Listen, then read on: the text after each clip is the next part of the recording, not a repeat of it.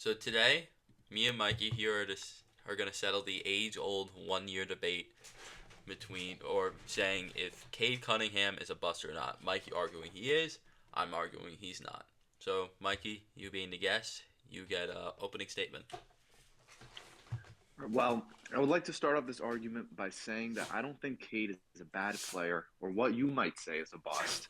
I simply think that he's underperformed for a player drafted into his position and for what the Pistons need in a franchise player. In his short career, he's averaging 20 points per game, 5 rebounds per game, and 6.5 assists per game.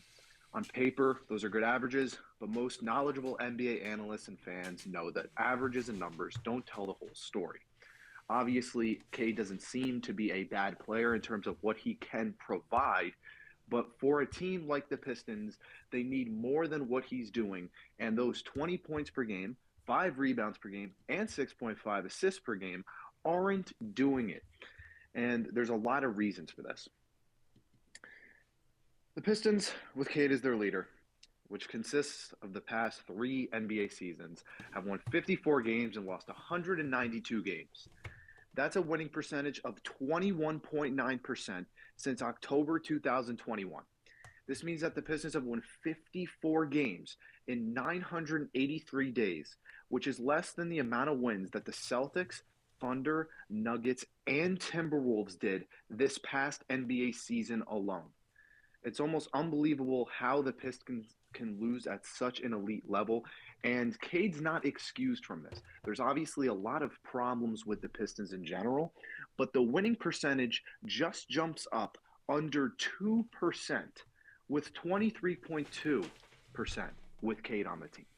And so using the fact that, oh, he's not on the floor, they're losing a lot more because he missed a whole season or he hasn't developed correctly, that's not what I'm saying. They're losing with him on the floor, and there are reasons to it. But I'll let you respond. Oh my god, thank you. An early response. All right. My argument is it's just not his fault. I mean, it really is not his fault.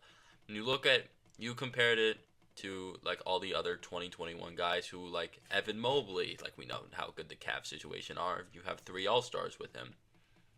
Whatever. Franz Wagner and who's the other guy drafted by the Magic that I'm blanking on completely? Jalen Suggs, thank you. Josh or Franz Wagner, Jalen Suggs. Obviously, they have Paolo on their team. That's a playoff team. Number two overall pick. Jalen Green, that's a loaded roster they have. Like we can go on and on about all these picks and how they just have better rosters. The Pistons are the number or going into with last year, probably the last 3 years have the worst roster in the NBA over the last 3 years. If you combine all the players, I think it's not even close. Washington at one point may be the only arguable one. And like no other good players, no other noteworthy players. Duran had a good year. Duran had a great year last year. Led the team in rebounds, all of that. 12 rebounds per game. That's the only thing I can see from Duran right now. That's that's it. Jaden Ivey was a spark, but in reality, he was benched like multiple times throughout the year. Azar Thompson, what halfway through the year, all of his averages dipped. Still a great defender. And Monty Williams, I don't even. That was like one of the most disaster, if not the most disastrous coaching hire in NBA history. It's I see it everything as Cadiz just has a burden on him. Like the numbers are good, and I know, yeah, you say the numbers aren't everything, but it's a lot to take on. You have to take on the franchise player of a really shit team, a really shit coaching staff, a really shit everything. And I don't think Cade is should be a poster boy of this like lack of wins. I think he should. Because if you actually look at the Ooh. position of last season between the Pistons and the Rockets, they were not that far apart in how bad they were as teams. I believe they were either 5 wins apart or less. And that's coming from a situation that Jalen Green was in, trying to lead a team, had an underwhelming sophomore year as well. And how did he recover from that this year? He had a stretch of games where he was averaging over 30 points per game. He showed flashes. He showed exactly why he was drafted at second overall, why he was intended to lead this team. And yes, he has the supporting He's not cast even the best player of on the Sheng team. Yun and other guys on that team, obviously. But Green had been playing like the second best player on that team, if you would argue that. Barnes able to take over his team, and they only won 23 games, but are they nearly in as bad of a position under the wing of Scotty Barnes? Do you think, I want you to tell me this, do you think that the Pistons are more comfortable with Cade Cunningham as their leader or the Raptors with Scotty Barnes? Where exactly do you think they're more comfortable? A Well, guy who's they proven to be an all-star, a well, guy who's proven to defend, which the Pistons could also use, a guy who has done a lot in his short career so far. And we're talking about Cade as if this guy is still, or this guy still has a higher ceiling than him, still he better does. than him, still averages more 100% than him. has a higher ceiling than him. But you're right. They did one thing that no other of these teams to have done to their rookie so far. They paid him, and they paid him a lot.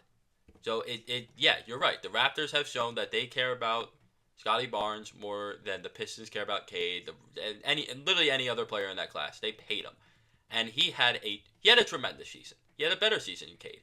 28-6 on 57% true shooting, shot nearly as well from three, even though that's not his game, and he is one of the top 10, top 15 perimeter defenders or the on-ball defenders purely in the entirety of the NBA. But I don't want to hate on Scotty Barnes because it's not a hate on Scotty Barnes debate.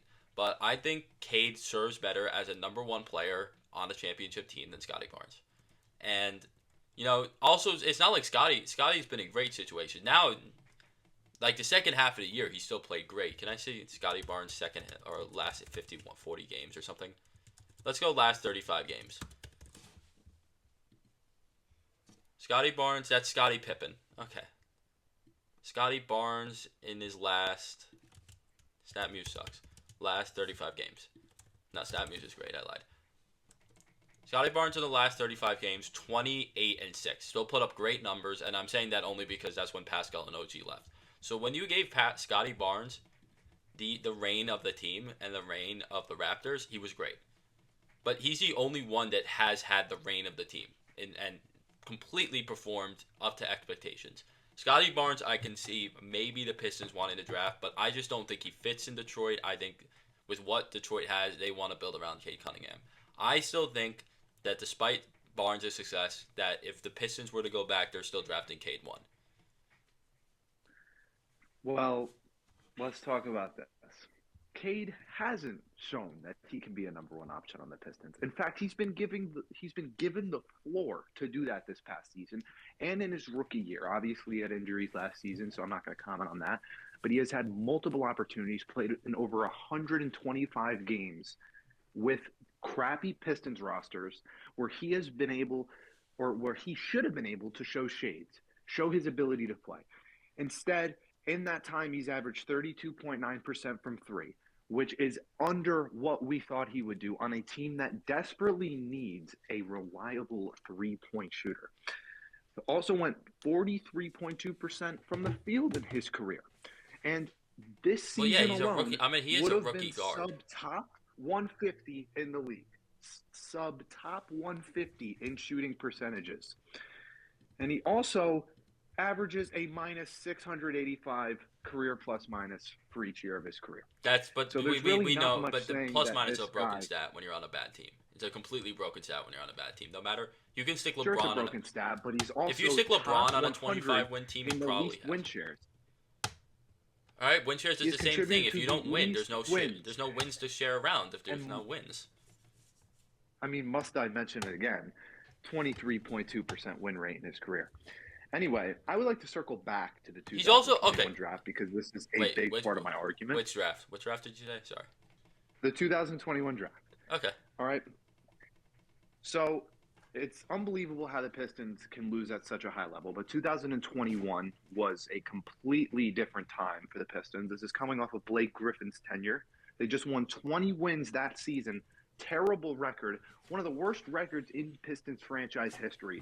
But this was really before the Pistons became the mockery of the NBA because at least they had an all-star 2 years ago in Blake Griffin, although their roster 2 years ago. That was somewhat like, going to we going 3 years ago. 5 years ago. No, 2021 we're talking about. What? No, it was 2019.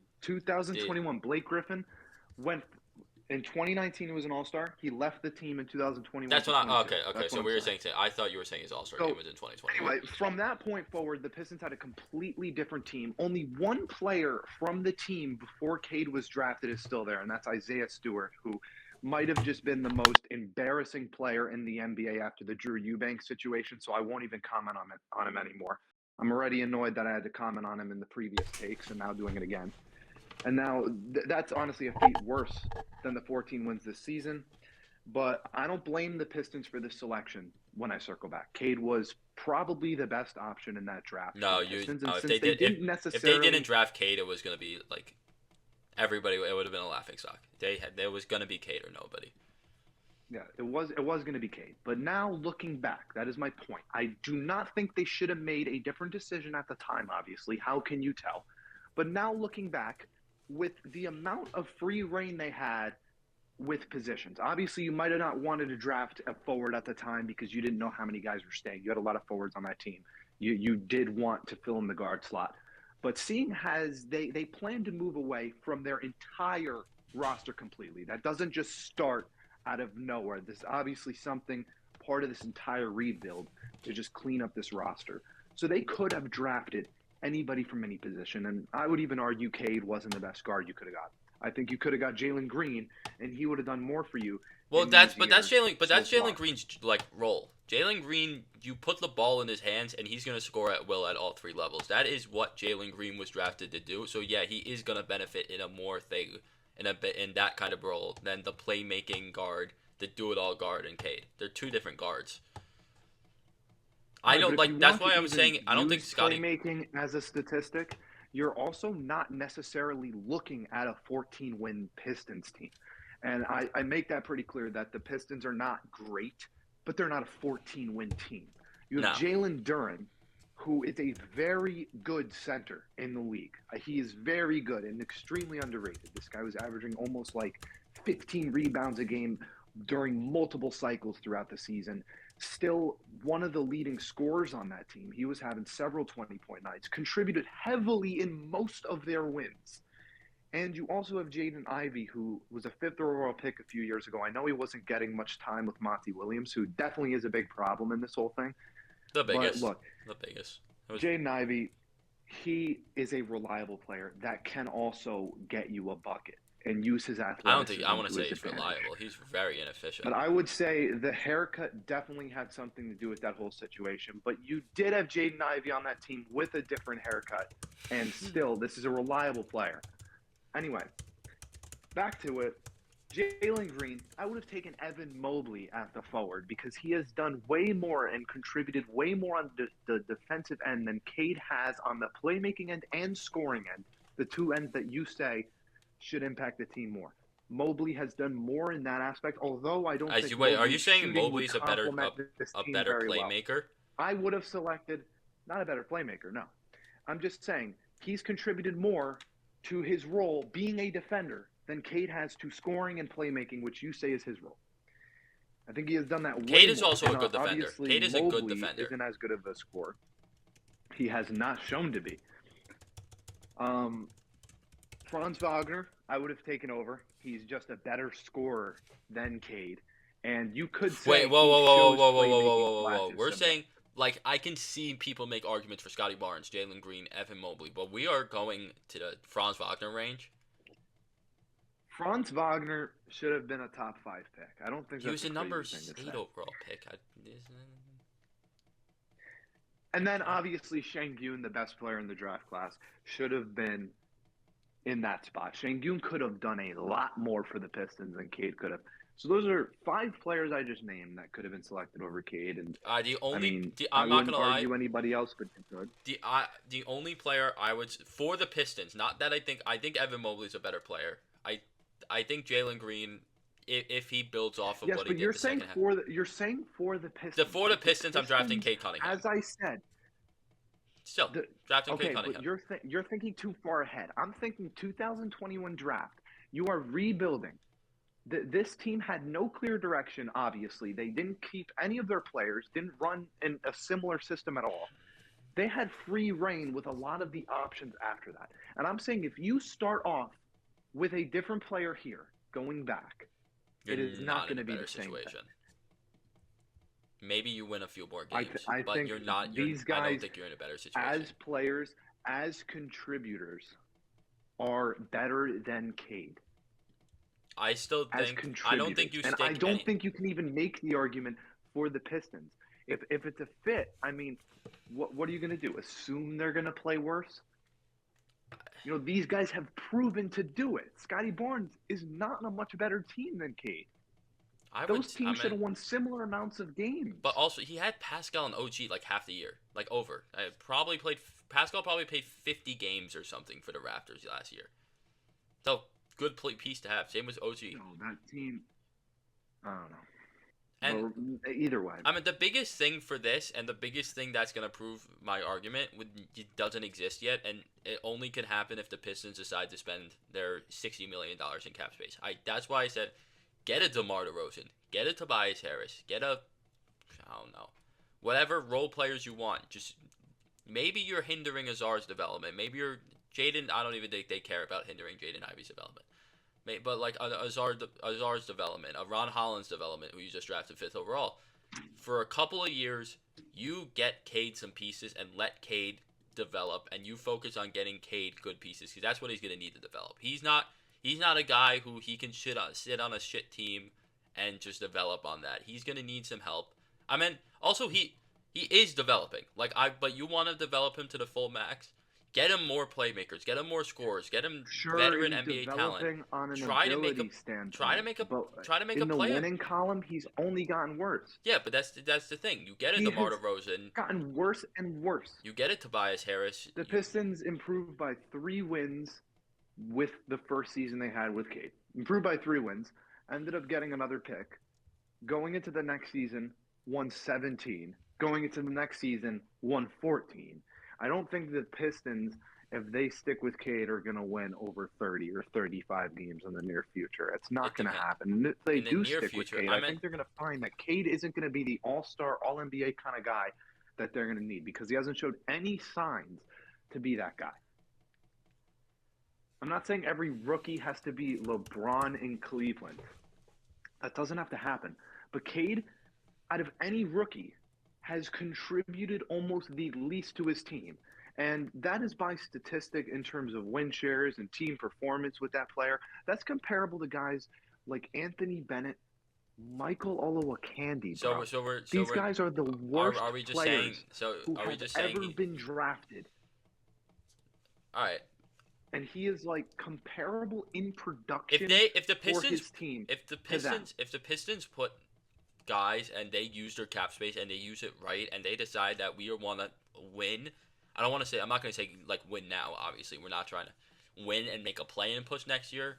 They can do it. I think a Pistons with better players, if they actually go and spend the money, next year they make a play-in push. But they have to spend the money. They could, maybe. But yeah. They're not going to home grow it. They don't even have a head coach right now. They have drafted guys that have not done much for them. I'm just being honest. And the thing that is difficult about this specific debate is that you look at Cade, and he can provide. He can score. He can do playmaking. And although I don't think he's doing enough of it, it's weird that his team is in this spot where that they are so egregiously bad with a guy who can be so good. That's why this is a weird debate. But I honestly think that you have to just look at production. And you cannot look at a team that's won 54 games in a 3-year span and tell me that Cade is going to be this guy or that guy. There's nothing showing it right now. There's nothing showing it. And I know he was that guy during the draft. We need to collectively slow down. We need to collectively slow down. I just think Cade is an overhyped player. I know he's been getting less hyped because, I mean, when you lose 28 straight games, you're not that guy. And I think that's pretty much my fucking point. My point is that there is nothing to say he is that guy, but there is nothing to say he isn't. Everything has gone against him, and I do not think it's fair to say to case close his career when he has played 2 seasons in the league, 2 actual seasons in the league, and he has the worst roster in the NBA, and he has the worst coaching staff in the NBA, and he is given that He burden. does not have the worst roster in the NBA, though. I think this. Okay, maybe the Wizards last year. He does not. Maybe the Wizards last year. But first, second, third, who cares? It doesn't make a difference in this. The coaching staff was so atrocious. I meant the entire thing was like this was just a joke. The entire season was a joke, and it's just not his fault. And that's what I'm saying. And I'm saying if they put together a good team, Cade Cunningham is going to put up very good numbers this year, and they can make a play and push with Cade Cunningham be the best player on this team. It's just if they you just can't fuck it up and hand out bad contracts. All right, then. Get Miles Let's Bridges. make a deal here. We've argued our points. All right. Not much more to say. If the Pistons win above 30 games next year, which is your prediction that they'd make a play-in push, I'll make it a little gentler. I'll do 30. If they win 30 or more games, I will give my nod to Cade. I will. But they have not even won more than 23. All right, but they have to put I cannot do that yet. They have to put a roster. They can't just go in with like shitting the bed with the roster next year. They have to put together some guys. It doesn't have to be DeMar DeRozan. It doesn't have to be a guy big. You can get like Tobias Harris or like Miles Bridges. Then it's a different story, though.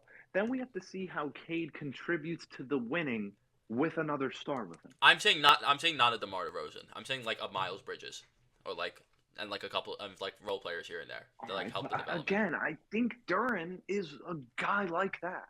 That's kind of my point. But you can't just have Jalen Duren. I mean, you need more guys. Like Jaden Ivey cannot be your third best player, and you expect to make the play-in. Neither can Azar Thompson unless he really makes a jump or Jaden Ivey really makes a jump. You need a guy who you can have like a Miles Bridges would be perfect. Cade can give. They take so much scoring pressure off. He was a great scorer last year, and that's really all you could ask for. There's a third tertiary scorer. Honestly, a second. Yeah, Jaden Ivey is not your second scorer. Jalen Duren is not really a scorer. I think if they get a decent, at least somewhat decent Tobias Harris, Miles Bridges secondary scorer, they could get somewhere. That's my argument. I mean, it's a fair enough point, but I'm just saying. I haven't seen it. All right. But I guess that wraps it up. It does. Thank you for coming on, Mikey. Of course. All right. See y'all.